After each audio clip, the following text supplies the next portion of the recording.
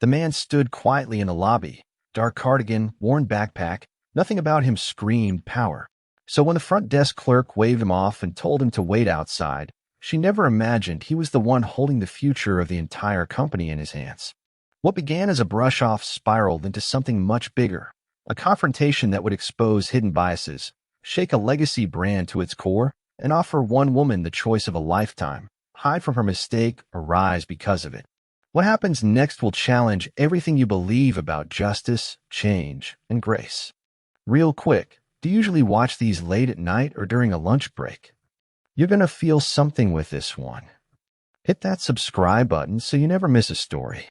Isaiah Rhodes stood at the window of his penthouse office, watching the city buzz 40 floors below. His reflection stared back, a black man in his early 40s wearing a simple gray t-shirt and jeans. No designer labels, no flashy watch, nothing that screamed, "I'm worth millions." And that's exactly how he preferred it. His assistant Tanya entered the room, her heels clicking against the hardwood floor. The papers just came through. You now officially own 51% of Elysian Hotels. Isaiah nodded, his expression thoughtful rather than triumphant. How's their diversity report looking? Tanya grimaced. Exactly as bad as we thought. Complaints at 8 of their regional offices in the last year alone. Most swept under the rug.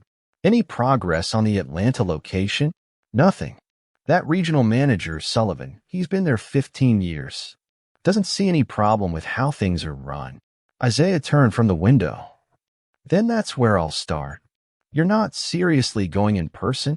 Tanya asked, concern crossing her face. How else will I see the truth? Isaiah smiled. When people know the boss is coming, they put on a show. At least let me call ahead. No calls. No warnings. Isaiah shook his head. I need to see how they treat an ordinary black man walking through their doors. Tanya sighed, knowing that look in his eyes. When do we leave? Not we. Just me. Isaiah picked up his worn leather backpack. This first visit, I go alone. The next morning, Isaiah drove himself to the Atlanta regional office of Elysian Hotels in a modest sedan. No driver. No entourage. He parked and studied the gleaming building. Golden light spilled from tall windows, illuminating the marble steps leading to glass doors. The hotel chain's slogan caught the sunlight, where everyone belongs. Isaiah took a deep breath. 20 years ago, he'd been turned away from a hotel like this one. The memory still burned, but he'd channeled that fire into building his business empire. Now he owned this place, not for revenge, but for change. He walked toward the entrance in his casual clothes, observing everything. A doorman rushed to help a white couple with their luggage while barely glancing at Isaiah.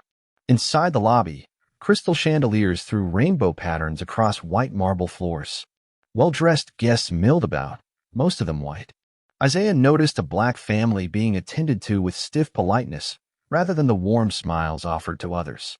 Some things never change, he thought. At the front desk stood a woman in her early 30s with a nameplate reading Melissa. Her blonde hair was pulled back in a tight ponytail, and dark circles under her eyes suggested long hours and little sleep. Good morning, Isaiah said with a warm smile. I'm here to see Mr. Sullivan about some business matters. Melissa barely looked up from her computer. Do you have an appointment? No, but it's important. I'm Isaiah Rhodes. Now she glanced up, skepticism clear her eyes as she scanned his casual attire. Mr. Sullivan only sees people by appointment. He's very busy. I understand, but if you could just let him know I'm here. Sir, she cut him off, her tone hardening. Mr. Sullivan meets with investors and corporate partners. If you're looking for a job application, that's handled through our website. Isaiah blinked, taken aback. I'm not here for a job. I'm here about my investment in the company. Melissa's laugh was short and dismissive. Right? Look, there are people waiting who actually have appointments. She gestured to a line forming behind him. Maybe you should wait outside until you can schedule something proper. The lobby suddenly felt very quiet. Several guests had turned to watch. A security guard shifted his position, moving closer. Isaiah felt the familiar weight of judgment pressing down. The assumption that he didn't belong, couldn't possibly be important, must be lying about his business. I see, he said quietly. And if I were wearing a suit? Sir, please don't make this difficult. Melissa's voice rose slightly. I need you to step aside or wait outside. Isaiah nodded slowly, memorizing her face, her name, her tone. He stepped back from the counter without another word. As he walked toward the exit, he heard her mutter to another employee, Can you believe some people? Outside in the bright Atlanta sun, Isaiah pulled out his phone. 20 years ago, he would have felt shame. 10 years ago, anger. Today, he felt purpose. He dialed Tanya. I need you to find everything you can about a front desk employee named Melissa at the Atlanta office. And call the board. We're going to need a meeting. Tomorrow. That bad? Tanya asked. Worse. Isaiah watched as the doorman who had ignored him now rushed to open the door for a white man in a business suit. But we're not just going to fire people. We're going to fix this. What's your plan? Tanya asked. Isaiah watched the golden letters of where everyone belongs glinting in the sunlight. Something more lasting than punishment. Something that might actually change minds. He ended the call and walked to his car, invisible once more to the hotel staff. By tomorrow, everything would change, but not in the way anyone expected. Melissa Carter's apartment was cold when she returned home that evening. The heating had been acting up again, and her landlord kept promising repairs that never happened.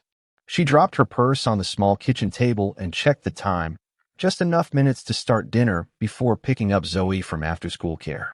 Another day, another dollar, she muttered, the old saying bitter in her mouth. The dollars never stretched far enough. Her phone buzzed with a text from her mother, Can't watch Zoe tomorrow. Doctor's appointment. Melissa closed her eyes and counted to 10. No child care meant calling in favors or paying for a sitter she couldn't afford. Her precarious work-life balance constantly threatened to collapse. While pasta boiled on the stove, she scrolled through social media, pausing at photos of an old high school friend vacationing in Hawaii. 10 years ago, they'd had identical starter jobs. Now, Julie was a marketing director, while Melissa still worked the front desk, trapped by circumstances and bad luck. Life wasn't fair. It never had been. 30 minutes later, Melissa hurried into the after-school center, where Zoe sat reading a book, her dark blonde hair falling across her face. Mom!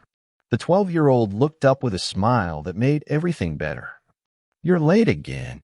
Traffic, Melissa lied, not mentioning the extra 20 minutes her boss had kept her after shift. Ready for spaghetti night? On the drive home, Zoe chatted about her day. Ms. Williams talked about unconscious bias today. It's like when you judge people without knowing you're doing it. Sounds complicated for 7th grade, Melissa said, distracted by a car cutting her off. Not really. Like when people think girls can't be good at math, or when they treat people differently because of how they look. Zoe glanced at her mother. Do you think you have unconscious bias? The question caught Melissa off guard. Everyone makes judgment, honey. It's how we stay safe. Ms. Williams says that's what people tell themselves to avoid facing their prejudice. Well, Ms. Williams isn't trying to raise a kid alone in a city where safety matters. Melissa snapped, then immediately regretted her tone. Sorry, Zoe. Long day. At home, over spaghetti, Zoe looked up thoughtfully. Did something happen at work? Melissa twirled pasta around her fork. Just the usual. Some guy tried to talk his way into a meeting with Mr. Sullivan. Claimed he was an investor. How did you know he wasn't? Melissa paused. He didn't look the part. No appointment, dressed like he was going to the gym. What did he look like? Black guy, maybe 40. Casual clothes. Backpack instead of a briefcase. Zoe tilted her head. Would you have believed him if he was white and dressed the same way? The pasta suddenly tasted like cardboard in Melissa's mouth. It wasn't about that. Ms. Williams says. Enough about Ms. Williams, Melissa interrupted. Not everything is about race, Zoe. This is the real world, not a classroom discussion. But that night, as Melissa laid in bed staring at the ceiling, Zoe's question echoed in her mind. Would she have reacted differently? The truth made her uncomfortable. Maybe she would have been more patient, less dismissive if the man had been white. Maybe she would have at least called to check with Sullivan's office. She rolled over, pulling the blanket tighter. It didn't matter anyway. The man was nobody important. Just another person trying to seem bigger than he was. She'd never see him again. Morning arrived with a gray drizzle that matched Melissa's mood. Her alarm had failed to go off, leaving her and Zoe rushing through breakfast.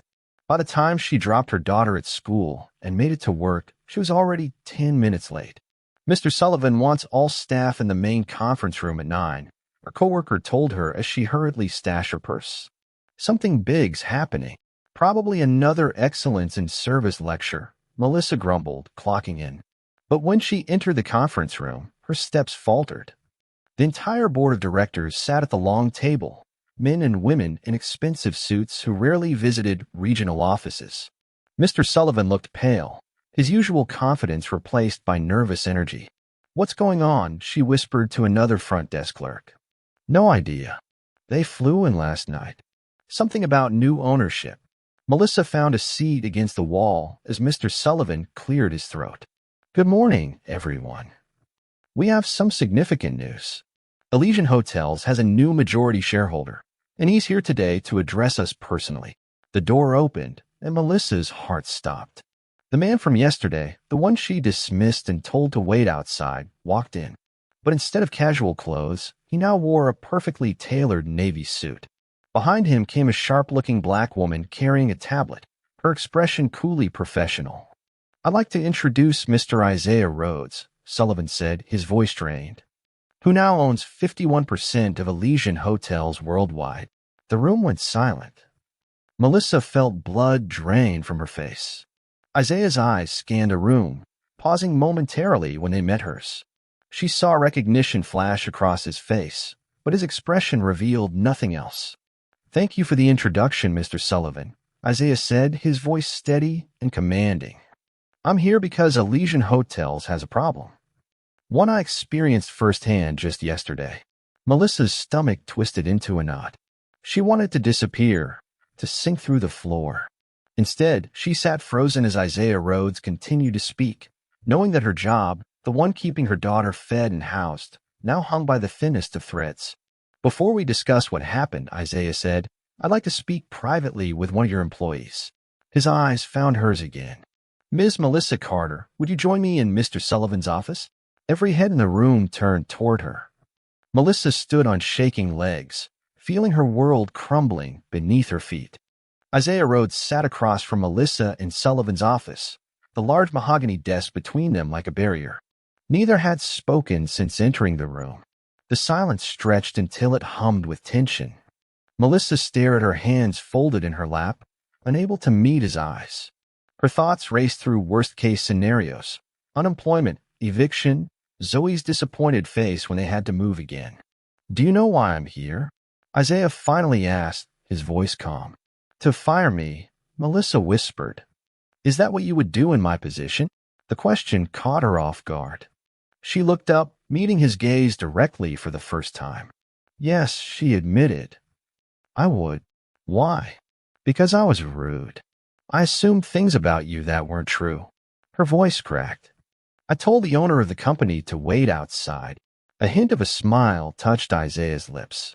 "At least you're honest. That's something." Outside the office window, rain streaked down the glass, blurring the Atlanta skyline.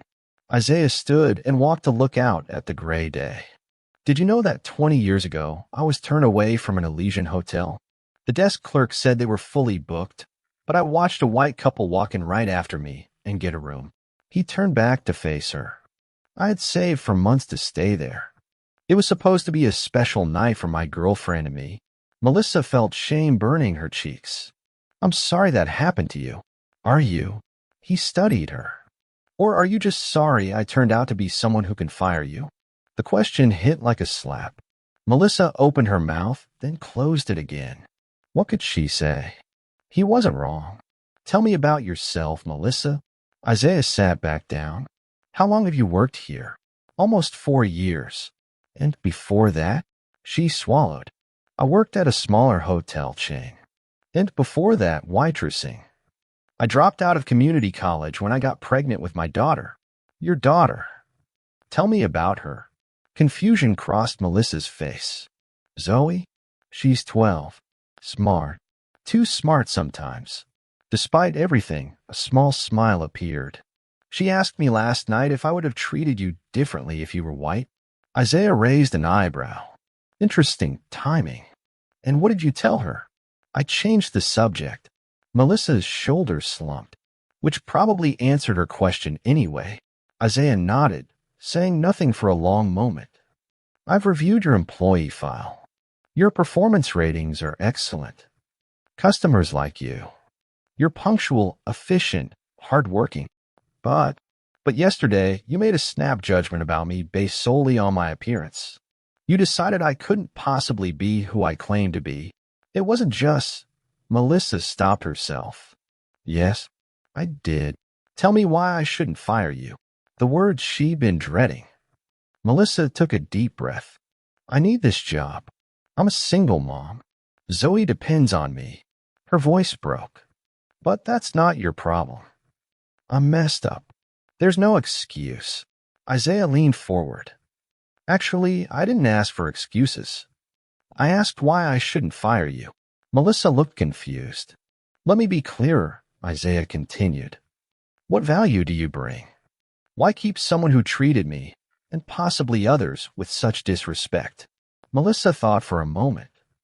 I'm good at my job. I know this hotel inside and out. I care about doing things right.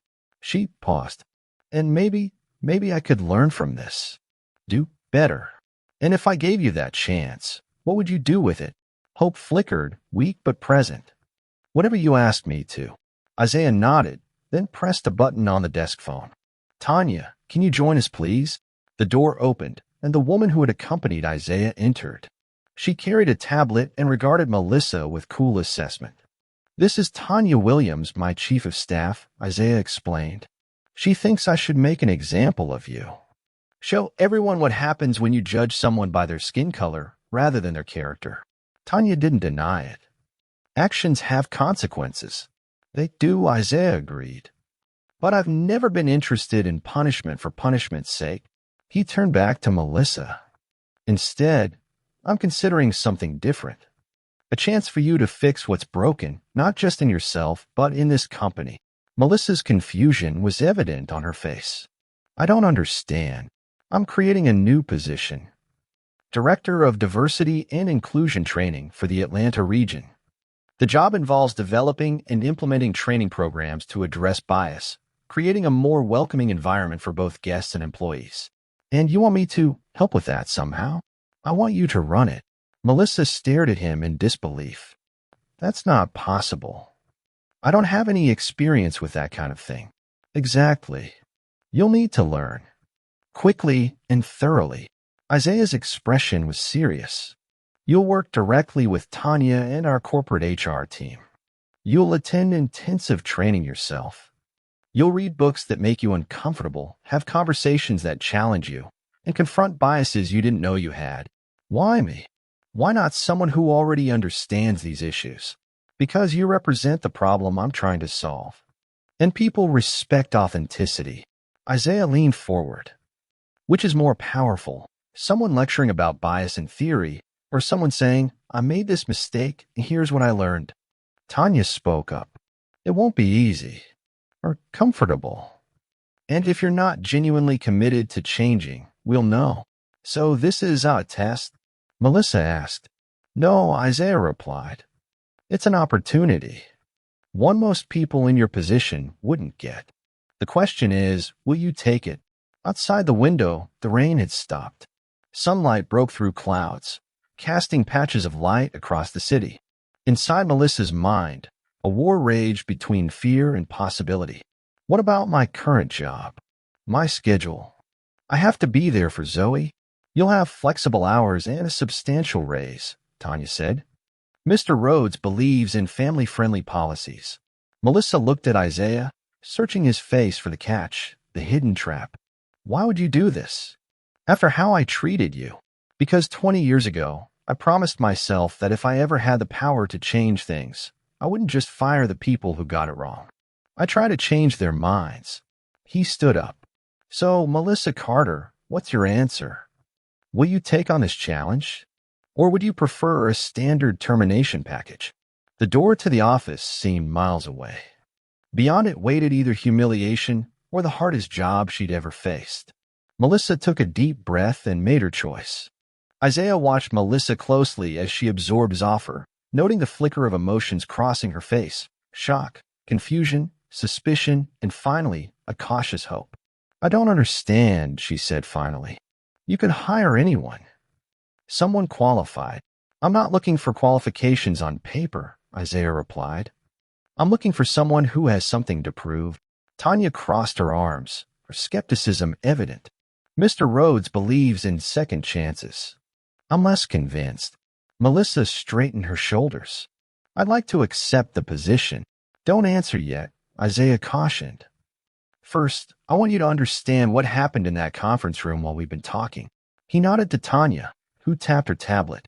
On Sullivan's office TV screen appeared a live feed of the conference room they left earlier.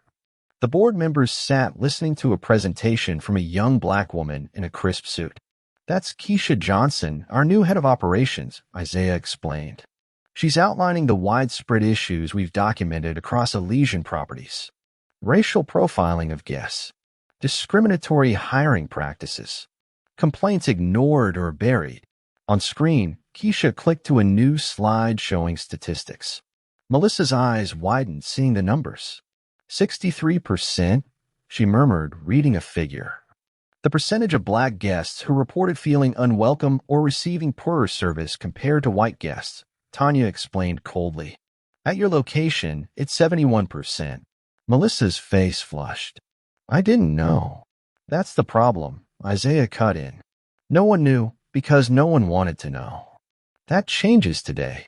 On screen, Mr. Sullivan looked increasingly uncomfortable as Keisha continued her presentation.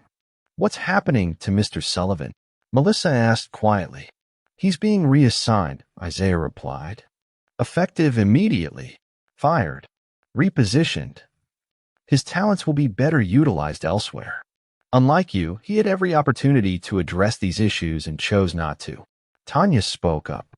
The board members were initially resistant to Mr. Rhodes' acquisition.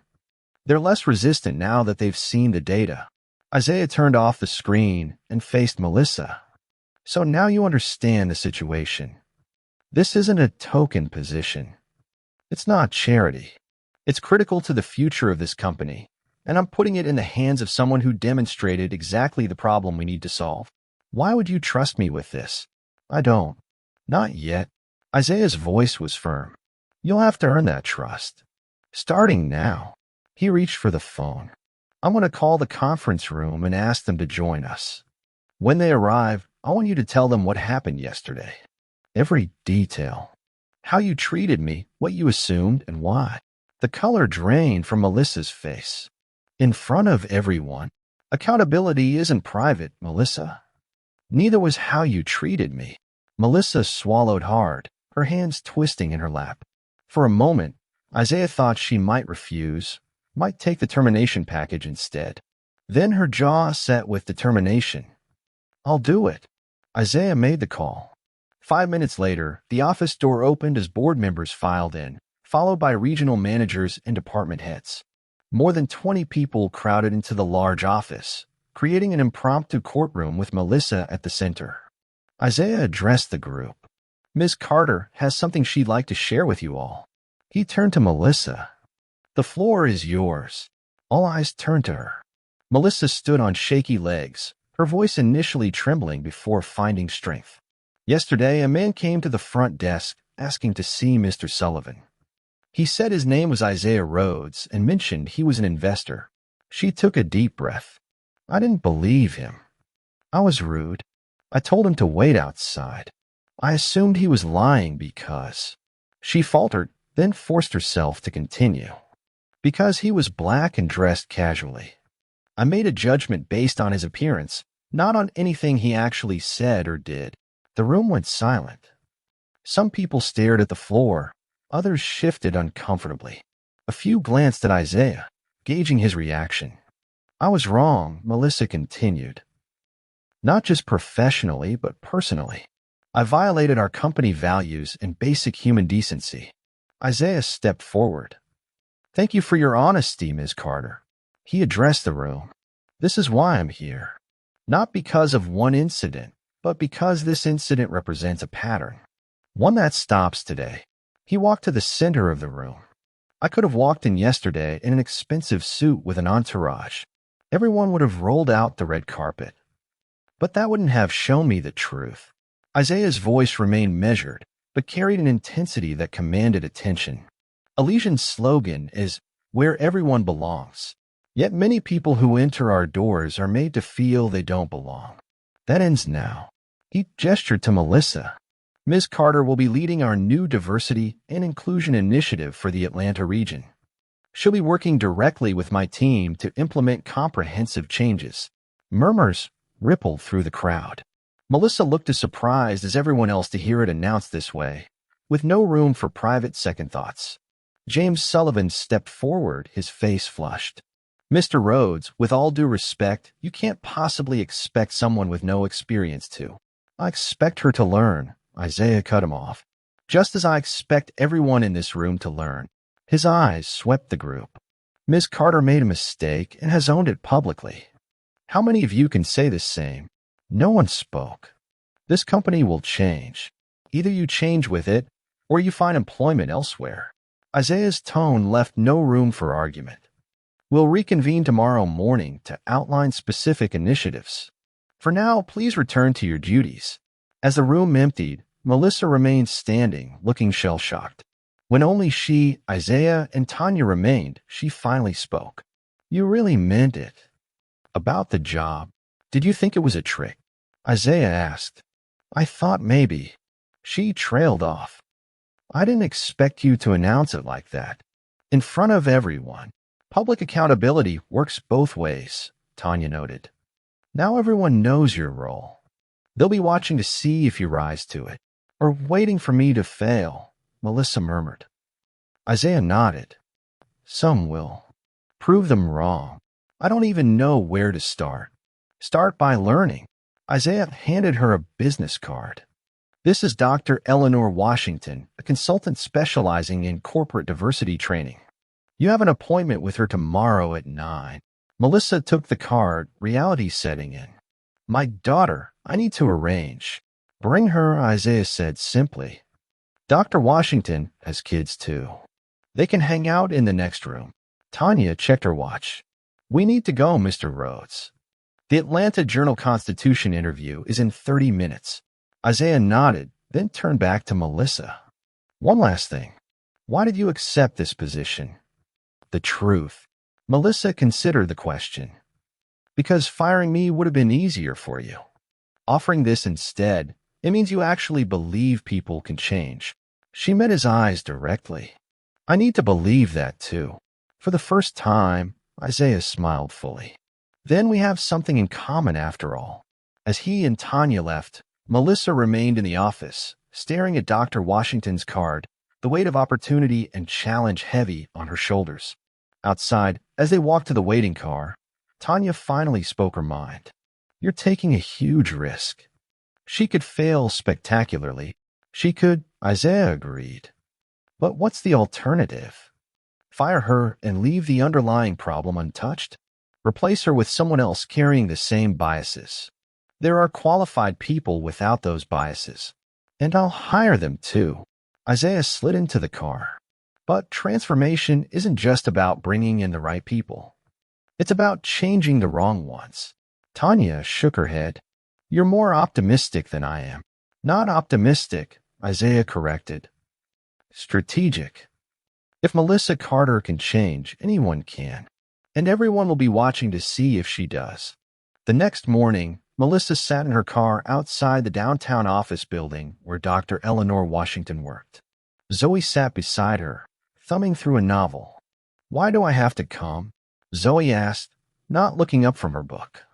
Because I couldn't find a sitter, Melissa replied, checking her reflection in the rearview mirror. She'd spent extra time on her appearance today, somehow believing that looking professional might make her feel more qualified for a job she had no business holding. Is this about what happened with that man at the hotel? The one you told to wait outside? Melissa's hands froze on the steering wheel. How did you know about that? You talk in your sleep? Zoe finally looked up. You kept saying, I'm sorry, over and over.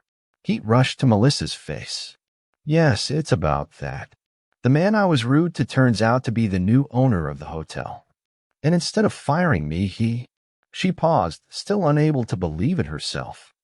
He's giving me a chance to fix the problem. What problem? Me, Melissa said quietly. People like me who judge others based on how they look. Zoe studied her mother's face. Is that why we're seeing a doctor? She's not that kind of doctor.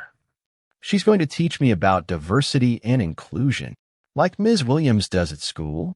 Melissa managed a smile. I guess so. Dr. Eleanor Washington wasn't what Melissa expected. Instead of the stern academic she'd imagined, Eleanor was a warm, full-figured woman in her 50s with locks pulled back in a colorful wrap. Her office featured African art alongside family photos and academic credentials. You must be Melissa, she said, extending her hand. And this is Zoe? My son Jordan is in the next room with his video games if you'd like to join him. Once Zoe was settled, Eleanor closed the door to her office and gestured for Melissa to sit. Isaiah told me what happened. Melissa's cheeks burned. I'm sure he did. No judgment here, Eleanor said, though her eyes were assessing. We're starting from where you are, not where you should be. And where am I exactly? Melissa couldn't keep the defensive edge from her voice. You tell me. Melissa crossed her arms. I made a mistake. A bad one. But I'm not some horrible racist. Interesting place to start. Eleanor made a note on her pad. Let's back up. What does racism mean to you? Hatred. Discrimination. People who think one race is better than others. And that's not you? Of course not. Eleanor nodded. Most people think racism is only about extremes. Hood-wearing, cross-burning extremes. That makes it easy to say, I'm not racist, because we're comparing ourselves to the worst examples. She leaned forward. But bias exists on a spectrum. And most of it happens in small decisions. A resume with a black-sounding name getting fewer callbacks. A shopper being followed in a store.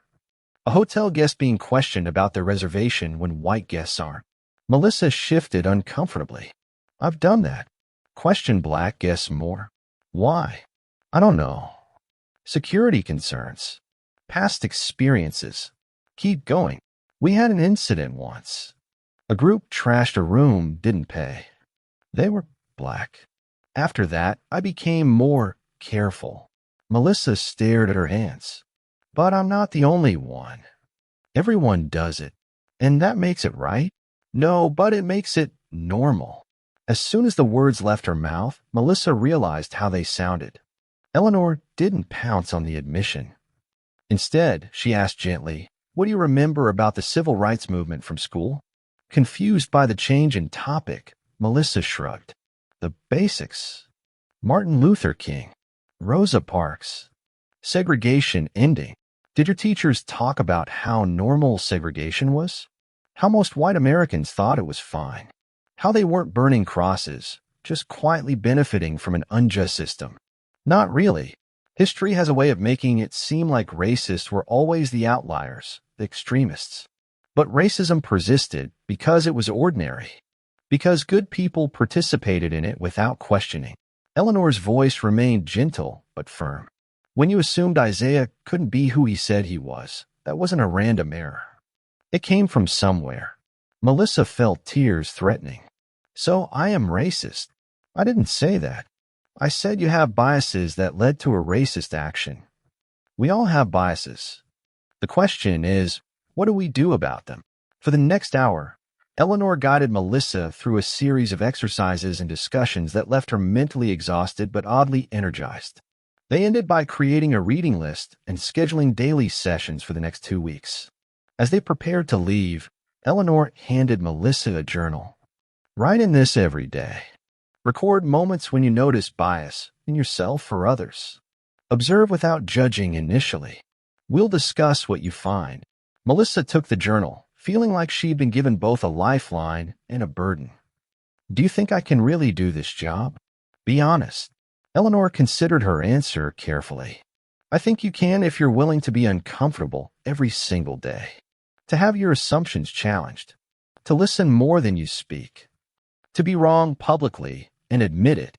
That doesn't sound fun. It's not supposed to be fun. It's supposed to be transformative. Eleanor smiled.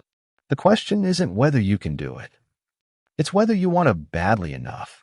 Later that afternoon, Melissa sat in Isaiah's temporary office at the hotel, journal clutched in her hands. His expression remained neutral as she summarized her session with Eleanor. She didn't sugarcoat anything, Melissa concluded. But she didn't make me feel hopeless either. Isaiah nodded. That's why I chose her. What's your next step? Reading, listening, learning. Melissa took a deep breath. And I'd like to review all customer complaints from the past year, especially those related to discrimination. Why? Because I need to understand if what I did to you was an isolated incident or part of a pattern at our hotel. Isaiah studied her for a moment, then pressed the intercom. Tanya, can you bring in those files we discussed? Minutes later, Tanya entered with a thick folder and placed it on the desk. Her expression remained skeptical as she looked at Melissa. These are all complaints related to racial discrimination from this location in the past 18 months, she explained coolly. Names have been redacted, but the details remain. Melissa stared at the bulging folder. There are so many. 117, Tanya specified. Most never made it past the front desk. Mr. Sullivan had a policy of handling them discreetly. Melissa opened the folder and began reading the first complaint. Her face paled. This woman was asked to show ID and credit card 3 times. No one else was asked.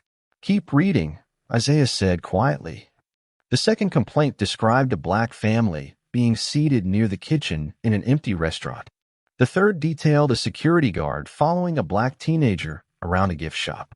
With each page, Melissa's hand shook more visibly. These weren't isolated incidents. This was systematic. And some of the complaints mentioned her by name.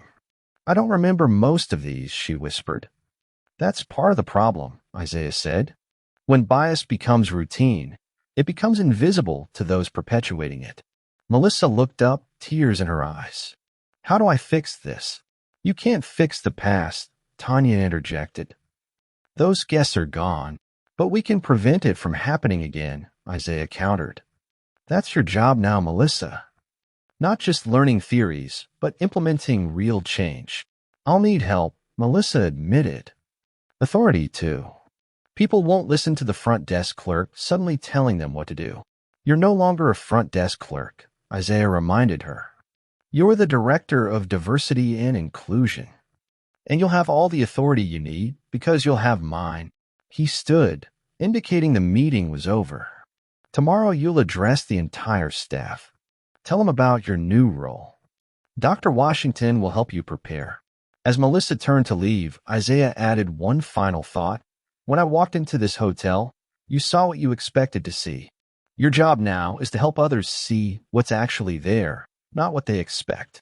Melissa nodded, clutching the folder of complaints to her chest like shield, or perhaps a mirror reflecting truths she'd been unwilling to face until now. Melissa sat on her couch long after Zoe had gone to bed, the folder of complaints spread across her coffee table. She'd read every single one, sometimes through tears, sometimes through defensive anger, but always forcing herself to finish. Room 237, guest reported being asked if they were in the right place when entering the executive lounge.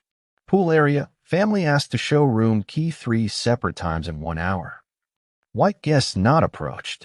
Reservation call, customer with accent quoted higher rate than published online. Many complaints mentioned specific employees, including her. Reading her name connected to words like dismissive, rude, and prejudiced felt like physical blows. Melissa closed the folder and leaned back exhausted. Her phone showed a text from her mother. What's this Zoe tells me about a new job? You get promoted. She hadn't told anyone yet. How could she explain that her promotion came because she'd been caught being prejudiced against her new boss? That her new role existed to fix problems she had helped create? Another text arrived, this one from a number she didn't recognize. Hi, Melissa, this is Dr. Washington. Just checking in. How are you feeling after today? Melissa stared at the message, uncertain how to respond honestly. Finally, she typed, overwhelmed. Reading through past complaints. Many mentioned me specifically. The response came quickly. That's a hard place to be. Remember, awareness is the first step, not the last. Get some rest. Tomorrow we start the real work. Sleep didn't come easily. When it did, Melissa dreamed of faces, hundreds of them, looking at her with disappointment and hurt. She woke at 3 a.m., drenched in sweat, and couldn't fall back asleep. By morning, dark circles shadowed her eyes. Zoe noticed immediately over breakfast. "Mom, you look terrible." "Thanks, honey." Melissa attempted a smile. "Big day today. Your new job starts for real?" "Yes. I have to speak to the whole hotel staff this morning." Zoe pushed her cereal around the bowl. "Are you going to tell them what happened?" "With Mr. Rhodes." Melissa paused, cup of coffee halfway to her lips. "I have to. That's part of the job. Aren't you embarrassed?" Mortified, Melissa admitted.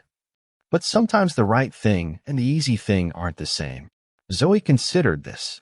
Ms. Williams says that's what character is, doing the right thing even when it's hard. Well, today my character gets a serious workout. Melissa glanced at the clock. "Finish up. We need to go." At the hotel, Melissa dropped Zoe at the staff lounge with books and snacks before making her way to the grand ballroom where the all-staff meeting would take place. Dr. Washington waited outside, calm and centered. "Ready?" she asked. "No," Melissa replied honestly. "But does that matter?" "Not really," Eleanor smiled. "Remember what we practiced. Start with your story, be honest about the mistake, then pivot to the vision. Don't apologize more than once. It makes this about your feelings rather than the impact of your actions." Melissa nodded, clutching her notes. She'd been up since 3 a.m. refining them, trying to find words that would open minds rather than close them. Inside the ballroom, nearly 200 employees had gathered, everyone from housekeeping staff to executives. Isaiah sat in the front row beside Tanya, his expression encouraging but serious. As Melissa walked to the podium, whispers rippled through the crowd. Most knew something had happened with the new owner, but details had been sketchy. Now they would hear everything. "Good morning," Melissa began, her voice shakier than she'd hoped. "For those who don't know me, I'm Melissa Carter. Until yesterday, I worked the front desk." She took a deep breath. 3 days ago, a man came to that desk. He was black, dressed casually, and asked to see Mr. Sullivan about an investment in the company. The room grew still as Melissa recounted the incident in unflinching detail, her dismissive tone, her assumption he was lying, her telling him to wait outside. "Well, I didn't know," she continued. "With that man was Isaiah Rhodes, who had just become the majority owner of Elysian Hotels." Gasps and murmurs erupted. Some employees looked shocked. Others exchanged knowing glances. A few stared at the floor, perhaps recognizing themselves in her actions. "Mr. Rhodes had every reason to fire me on the spot," Melissa acknowledged. "Instead, he's given me a different task." She gestured to the screen behind her, where her new title appeared, Director of Diversity and Inclusion Training. "Starting today, my job is to help us live up to our slogan, where everyone belongs. Because the truth is, not everyone has felt they belong here." Melissa clicked to the next slide, showing statistics from the complaint file. In the past 18 months, we've received over 100 documented complaints about discriminatory treatment. And those are just the people who spoke up. The numbers silenced the room. Melissa could feel resistance building, defensiveness, discomfort, denial. She'd felt all those emotions herself just days ago. "I know what some of you are thinking," she continued. "I'm not racist. I treat everyone the same." "I thought that too." She clicked to another slide showing the range of complaints. "But the patterns tell a different story. And I can't change what I won't acknowledge." For the next 20 minutes, Melissa outlined the new initiatives that would begin immediately: training sessions, policy reviews, anonymous reporting systems. As she spoke, she watched faces in the crowd, some nodding, others stone-faced, a few openly hostile. "This won't be comfortable," she admitted. "Growth rarely is. But it's necessary if we want to be the company we claim to be." She finished by looking directly at Isaiah. Mr. Rhodes gave me a second chance I didn't deserve. He could have made an example of me. Instead, he's asking me to help make this place better. I intend to honor that trust, not just for him, but for every guest who walks through our doors. As Melissa stepped away from the podium, the applause was scattered and uncertain. Isaiah rose to speak next, but Melissa hardly heard his words.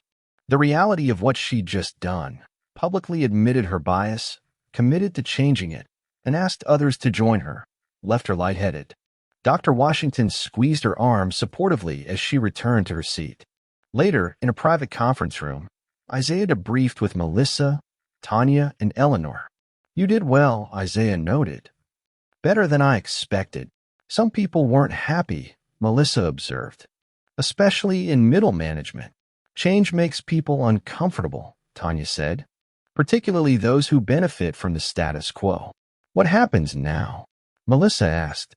"Now comes the hard part," Eleanor replied. "Now you have to lead by example every day. Show them what growth looks like, messy, imperfect, ongoing." Isaiah leaned forward. "The question I have for you, Melissa, is simple. Are you in this for real? Because once we start, there's no going back. This isn't about saving your job anymore. It's about transforming this company." Melissa felt the weight of the question. She thought about the faces in that ballroom, skeptical, resistant, hopeful. About Zoe, watching her mother's choices. About Isaiah, who had every reason to punish her but chose education instead. "I'm in," she said finally. "All the way." Isaiah nodded, satisfaction in his eyes. "Then let's get started." As they left the conference room, a group of employees stood waiting. James Sullivan was at the front, his expression grim. "We need to talk," he said, his voice tight with controlled anger. About this so-called initiative, Melissa felt her resolve waver as the group's hostility washed over her. This wasn't theoretical anymore. These were people she'd worked with for years, now looking at her like she betrayed them. Isaiah stepped forward, but Melissa touched his arm, stopping him. This was her test, her choice, her chance to prove her commitment was real. "I'm happy to talk," she said, straightening her shoulders. "My office, 10 minutes. Bring your concerns, and we'll address them together." As the group dispersed, Isaiah gave her a subtle nod of approval. "The hard work begins now," he murmured. "But you don't have to do it alone." Melissa watched him walk away, then turned to face the challenges ahead. The easy path, denial, defensiveness, business as usual, was closed to her now. The harder road beckoned, uncertain but necessary. With one deep breath, she took the first step forward. 2 weeks into her new role, Melissa sat in her office, a converted conference room now filled with books, training materials, and a large whiteboard covered in notes.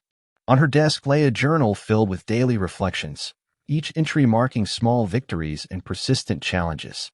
Day 3, James and the restaurant managers still resistant. Housekeeping staff most receptive. Need to find allies in middle management. Day 7, first real success today.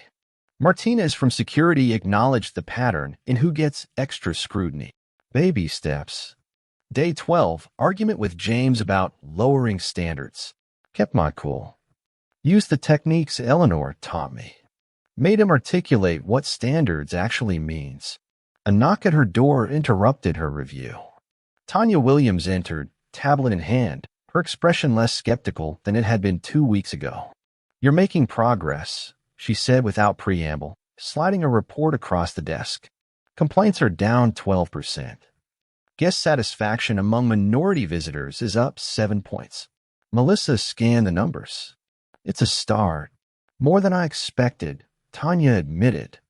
"Especially considering the resistance you're facing. James and his team aren't making it easy," Melissa acknowledged. "People rarely surrender privilege willingly." Tanya sat across from her. "Isaiah wants an update on the training rollout. Phase 1 is complete. All frontline staff have completed basic training. Phase 2 starts next week with management, including James, if he shows up." Melissa sighed. "He's been finding excuses to miss sessions." Tanya made a note. "Isaiah won't be pleased about that. I'd rather convince James than coerce him." Forced compliance doesn't change minds. Sometimes minds don't change until behavior does, Tanya countered. Their conversation was interrupted by another knock. Zoe peeked around a door, backpack slung over one shoulder.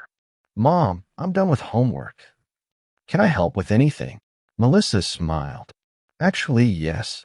Would you mind sorting these feedback forms? Just separate the positive, negative, and neutral responses. As Zoe settled at the small table in the corner, Tanya lowered her voice. How's she handling all this? Better than me sometimes, Melissa admitted. She asks questions I don't always have answers for. Makes connections I miss. Kids often do. They haven't learned which truths to avoid yet. After Tanya left, Melissa worked through training plans for the management sessions. The real challenge wasn't conveying information, it was breaking through denial and defensiveness. Mom, Zoe called from her corner. A lot of these forms mention you specifically. Good mentions or bad mentions? Good ones. They say things like, Melissa's personal story made me think differently. Her honesty about her own biases made it easier to acknowledge mine. Melissa felt a small glow of pride. At least her public humiliation was serving a purpose. The office phone rang.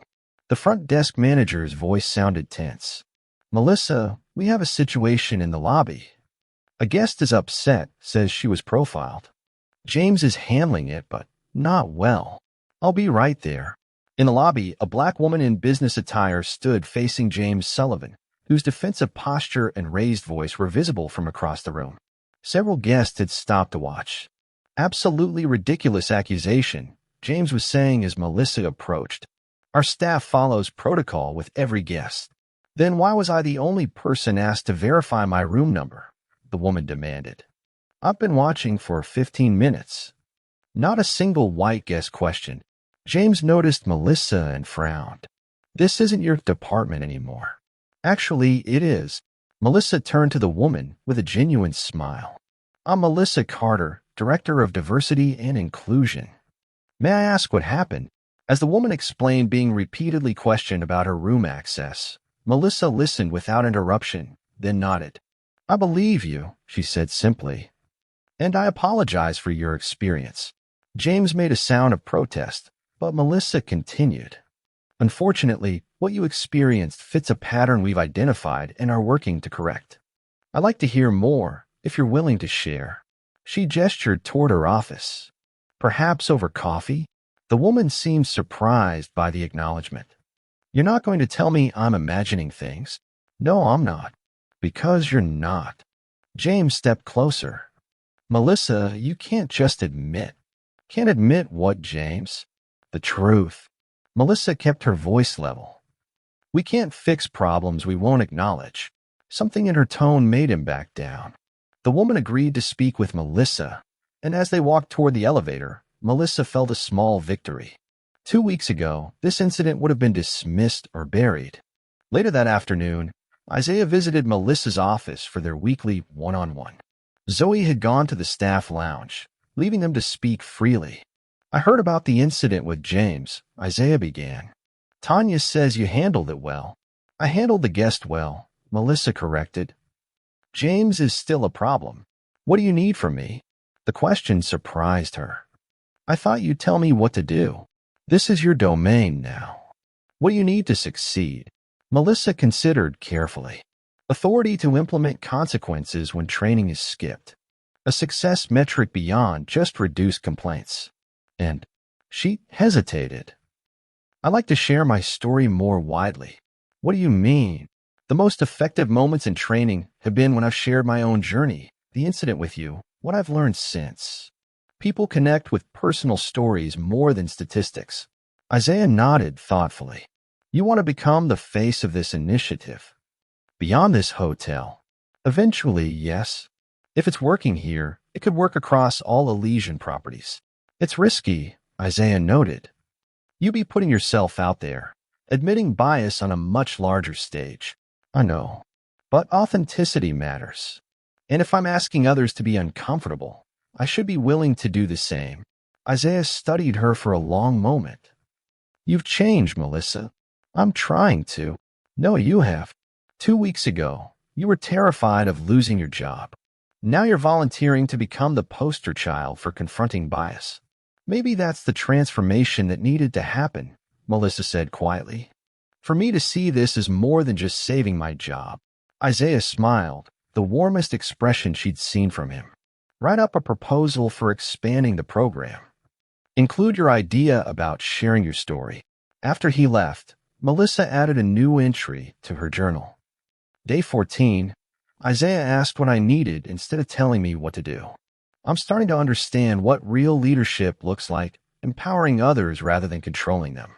The next morning, Melissa arrived early to prepare for her first management training session. To her surprise, James Sullivan was already waiting outside the conference room.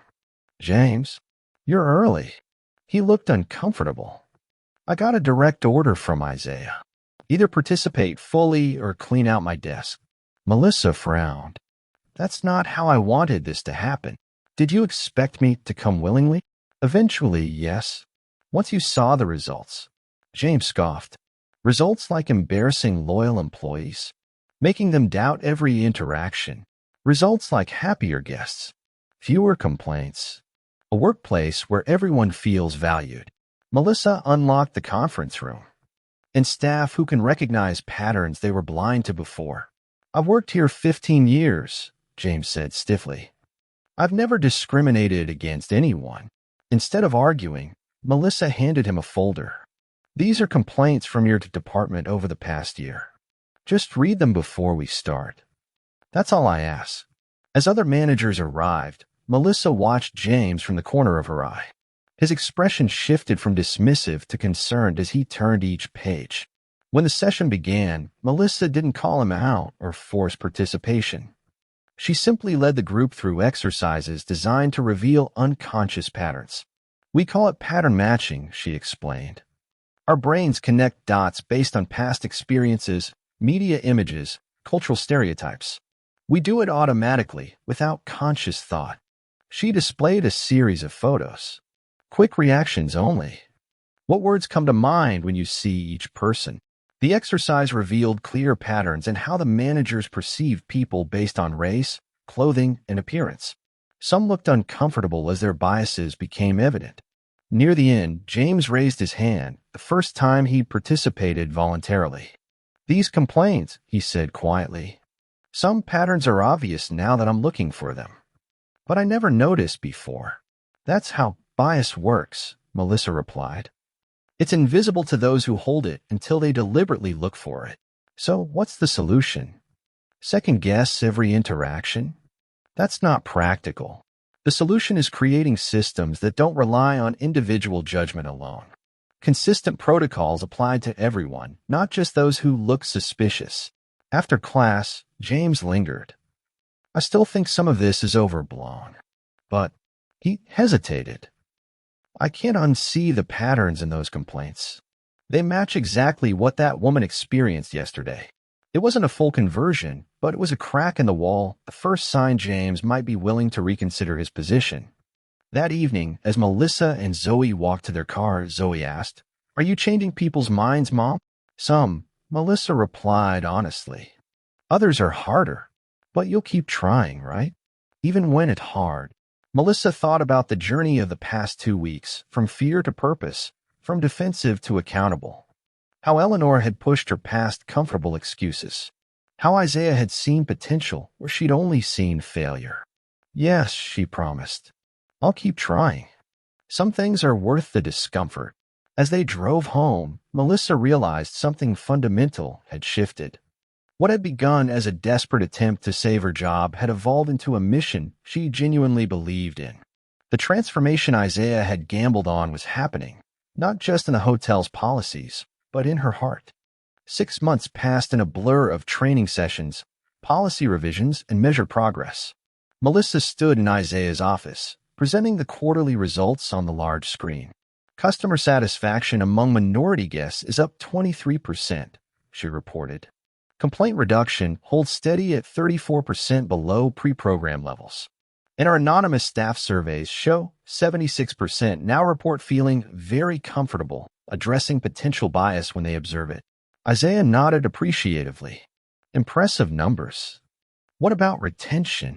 We've lost 12 employees who refuse to participate in training.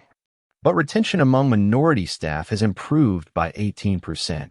And James. Melissa smiled slightly, still skeptical of some aspects, but he's become one of our most effective advocates for consistent protocols. Turns out he likes systems and rules. He just needed to understand why the old ones weren't working. Tanya, who now attended all these meetings, looked up from her tablet. The board is pleased with the Atlanta results. They're asking about implementation at other properties. Which brings me to this, Melissa said, clicking to a new slide titled Expansion Proposal. She took a deep breath. I'd like to take this program nationwide, starting with our 10 largest properties. Isaiah leaned forward. That's ambitious. It's necessary, Melissa countered. What we've learned here can help all our locations. But it needs to be more than just training manuals and PowerPoints. She clicked to the next slide showing a proposed leadership academy. I want to create a mentorship program that does two things: develops diverse talent within our company and connects our hotels with at-risk youth in their communities. The concept was comprehensive: paid internships, career guidance, educational support, and a clear path to management positions. The program would partner with local schools and community organizations in each city where Elysian had properties.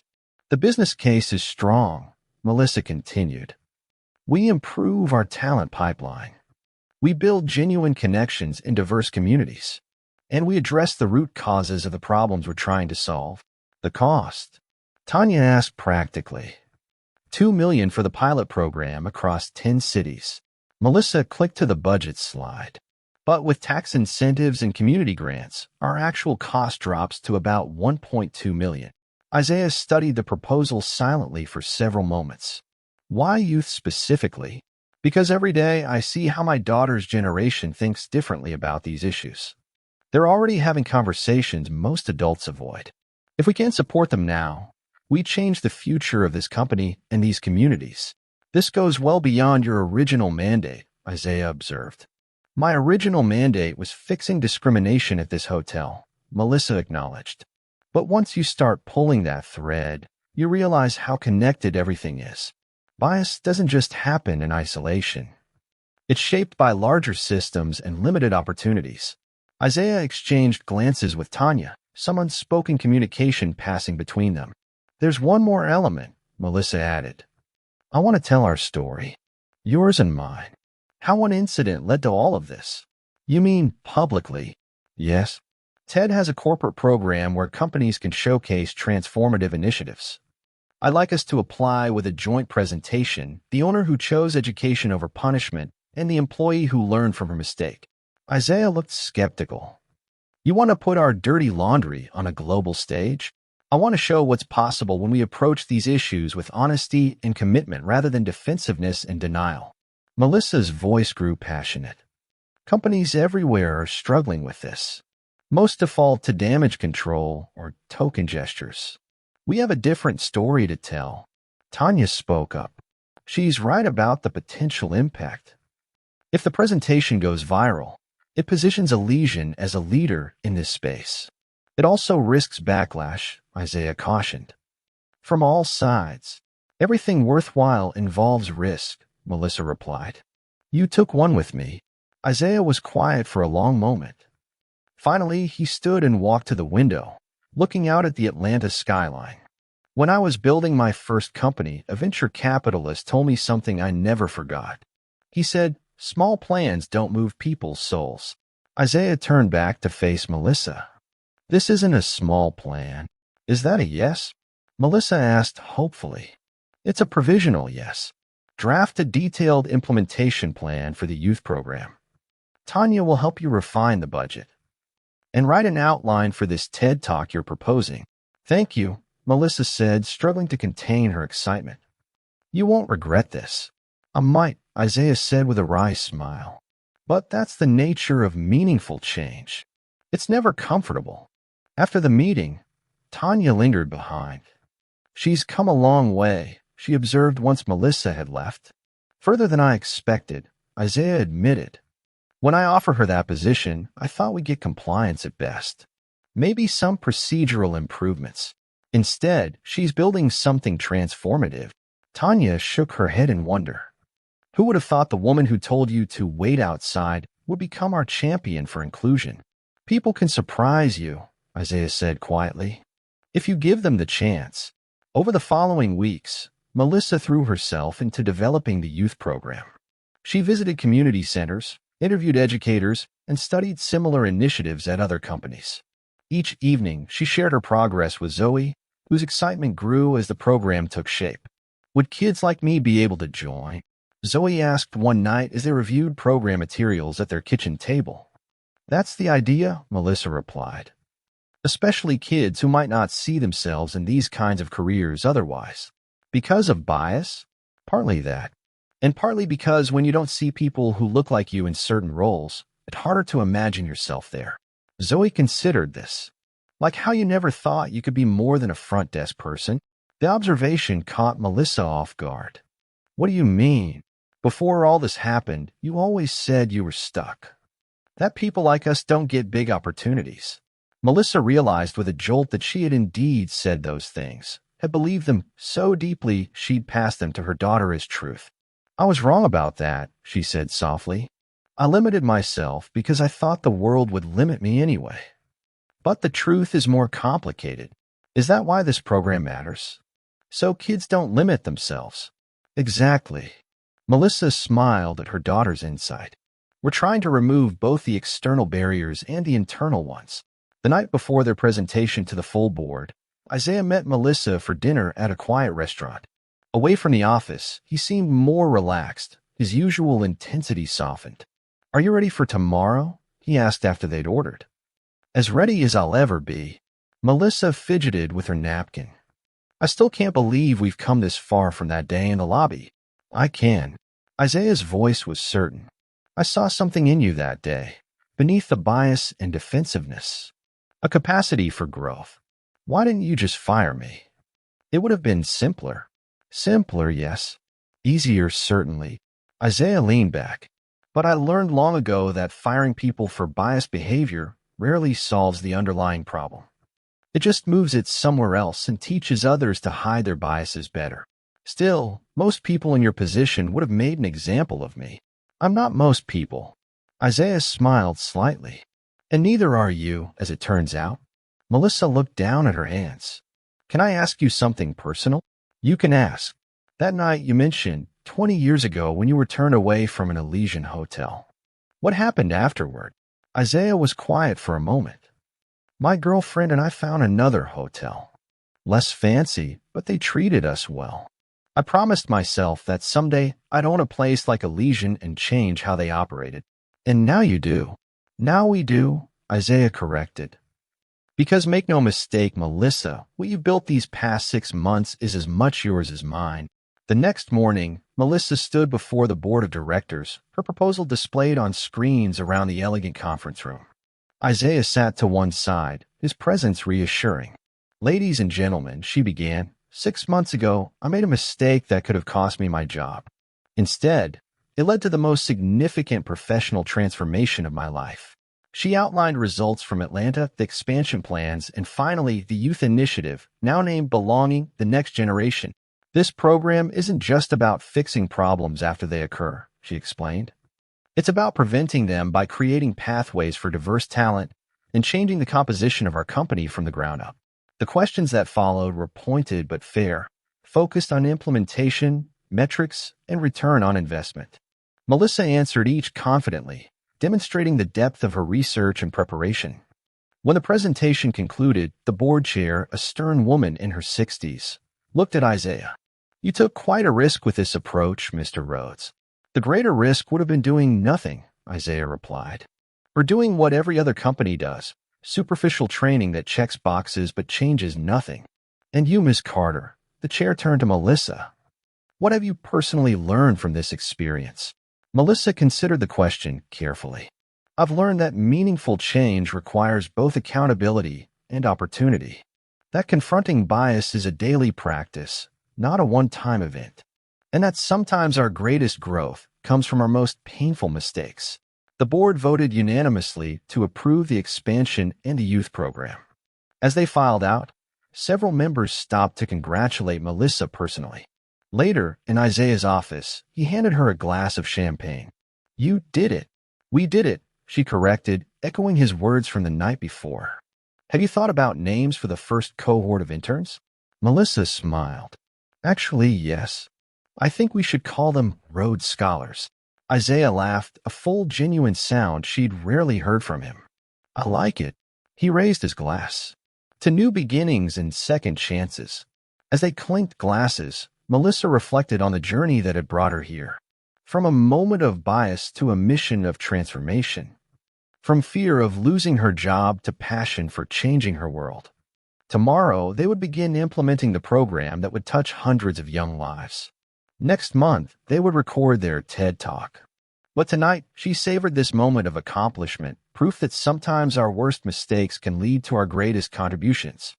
The auditorium lights dimmed as Melissa took a deep breath backstage. Through the curtain, she could see the TED logo glowing on the screen and hear the buzz of the audience. Over 500 people, with thousands more watching the live stream. "Nervous?" Isaiah asked, adjusting his tie. Terrified, Melissa admitted. "I keep thinking about all the people who'll watch this online. Judging me." "They will judge you," Isaiah said matter-of-factly. "Some harshly. Others will be inspired. That's the nature of putting yourself out there." The stage manager approached. 2 minutes, folks." Melissa smoothed her dress, a simple, elegant design that Zoe had helped her choose. Her daughter sat in the front row now, alongside Eleanor Washington and, surprisingly, James Sullivan, who had flown in to support her. "Remember," Isaiah said quietly, "we're not just telling a story. We're offering a different way forward." The introduction began, the speaker's voice filling the auditorium. "Our next presentation comes from an unlikely pair, a CEO and the employee who once told him to wait outside. Please welcome Isaiah Rhodes and Melissa Carter of Elysian Hotels." Applause washed over them as they walked onto the stage. Isaiah spoke first, his calm confidence setting the tone as he described walking into the Atlanta hotel that day. "I could have worn a suit," he told the audience. "I could have arrived with an entourage, but I wanted to see the truth of how a black man in casual clothes would be treated." He described the interaction with clinical precision, then turned to Melissa. "And now the person who told me to wait outside will tell you what happened next." Melissa stepped forward, heart pounding. "When Isaiah Rhodes returned the next day with the board of directors, I thought my career was over. I expected public humiliation followed by immediate termination." She paused, letting the tension build. "Instead, he offered me the hardest job I've ever had, to become Director of Diversity and Inclusion for the very company where I just displayed my own bias." For the next 15 minutes, Melissa shared her journey with unflinching honesty, the defensive anger, the gradual awakening, the uncomfortable revelations. The audience leaned forward, captivated by her vulnerability. "The hardest moment wasn't being confronted with my bias," she revealed. "It was realizing I had been passing these limitations to my daughter, teaching her that people like us don't get big opportunities." From the front row, Zoe smiled encouragingly. Isaiah rejoined Melissa at center stage for the final segment, where they alternated explaining the youth program now operating in 15 cities across the country. "We call them Rhodes Scholars," Melissa explained, "and they're changing our company from the inside out." The screen behind them showed images of the first cohort. Teenagers from diverse backgrounds working alongside Elysian employees, attending workshops, presenting their ideas to management. "This isn't charity," Isaiah emphasized. "It's strategic investment in our future. These young people bring perspectives we desperately need." Melissa delivered the closing thought. "A mistake, even a painful one rooted in bias, doesn't have to be the end of the story. It can be the beginning of transformation if we're brave enough to face it honestly and committed enough to do the work of change." The audience rose in a standing ovation. As applause filled the auditorium, Melissa caught Zoe's eye in the front row. Her daughter was clapping wildest of all, pride shining on her face. Backstage, congratulations poured in from TED organizers and other speakers. The presentation had hit a nerve, authentic, challenging, and ultimately hopeful. "That went better than I expected," Isaiah admitted as they gathered their things. Better. Melissa laughed. The audience was on their feet. I meant you were better than I expected. More powerful. Eleanor Washington appeared, wrapping Melissa in a warm hug. You've come so far from that first day in my office. Thanks to your pushing, Melissa acknowledged. James Sullivan approached next, looking somewhat out of place among the TED crowd. That was impressive, he said stiffly. The Phoenix team is already asking when they can implement the youth program. Tell them we'll start next month, Isaiah replied. Melissa will oversee the launch personally. As others joined the conversation, Melissa slipped away, finding a quiet corner where Zoe waited. You were amazing, Mom, Zoe said, hugging her tightly. I was scared to death, Melissa confessed. You didn't look scared. You looked strong. Zoe pulled back to see her mother's face. Do you think it will make a difference? People watching it. I hope so, honey. Even if it just starts conversations, like the one we had, about bias. Exactly like that. Melissa tucked a strand of hair behind her daughter's ear. Sometimes that's where change begins. The after-event reception buzzed with energy. Corporate leaders approached Isaiah and Melissa, asking about implementing similar programs. Journalists requested interviews. The TED organizers reported that social media was already reacting strongly to the live stream. Late in the evening, as the crowd thinned, Isaiah found Melissa by the window overlooking the city lights. I just got word from the communications team, he said. The video clip is trending. Over 50,000 shares already. Melissa shook her head in wonder. From the most embarrassing moment of my career to this. I still can't believe it. Believe it, Isaiah said firmly. You earned this. You know what I keep thinking about? All the people who might walk into our hotels tomorrow. People who might have been dismissed or questioned before. They'll have a different experience now. Some will, Melissa acknowledged. We haven't fixed everything. This is just the beginning. But it is a beginning, Isaiah reminded her. One that wouldn't have happened if you'd chosen defensiveness over growth. A young server approached with a tray of drinks, hovering uncertainly nearby. Melissa noticed her hesitation. Can I help you? She asked warmly. The young woman began, then gathered her courage. I watched her talk on the live stream while I was working. I wanted to thank you. For what? For being honest about making mistakes. I'm starting college next year, and sometimes I worry I'll say or do the wrong thing, and my life will be over. Your life is just beginning, Melissa assured her. And mistakes are part of growth, not the end of the story. After the young woman left, Isaiah observed, You become quite the mentor. I've had good examples, Melissa replied, giving him a meaningful look. The following morning, Melissa, Zoe, and Isaiah had breakfast before their flights home. Isaiah's phone kept buzzing with notifications about the presentation, which continued gaining views online. The board is pleased, he reported, scanning messages. They're calling it a public relations triumph. Is that why we did it? PR. Melissa asked. They can call it whatever they want as long as it funds the programs. Isaiah set down his phone. Speaking of which, I have a proposition for you. Another one? Melissa smiled. The last one changed my life. This might too. Isaiah looked serious. I want you to head the National Diversity Initiative. Full executive position. Office in Atlanta or corporate headquarters in Chicago, your choice. Melissa stared at him. Are you serious? Completely. You've proven yourself beyond any expectation I had. The program needs your leadership to scale nationally. What about the Atlanta hotel? James has volunteered to maintain the local programs while you focus on national implementation. Melissa looked at Zoe. That would mean some changes for us. Maybe moving. Chicago has amazing schools, Isaiah noted. And the salary would be commensurate with executive level. Zoe's eyes widened. How commensurate? Zoe. Melissa scolded, though she wondered the same thing. Isaiah named a figure that made both Carter women gasp. That's life-changing, Melissa whispered. That's market value for your expertise, Isaiah corrected. You've earned it. Later, as they walked through the airport terminal toward their gates, Melissa felt a strange sense of completion. 1 year ago, she had been a front desk clerk living paycheck to paycheck, carrying biases she didn't acknowledge and limitations she accepted as fate. Now she stood at the threshold of an executive career, leading a program that would touch thousands of lives, her story inspiring conversations around the world. At the junction where they would part ways, Isaiah to a business meeting in New York, Melissa and Zoe back to Atlanta, Isaiah extended his hand. Think about the offer. Take your time. Melissa shook his hand. I don't need time. I accept. Good. Isaiah smiled.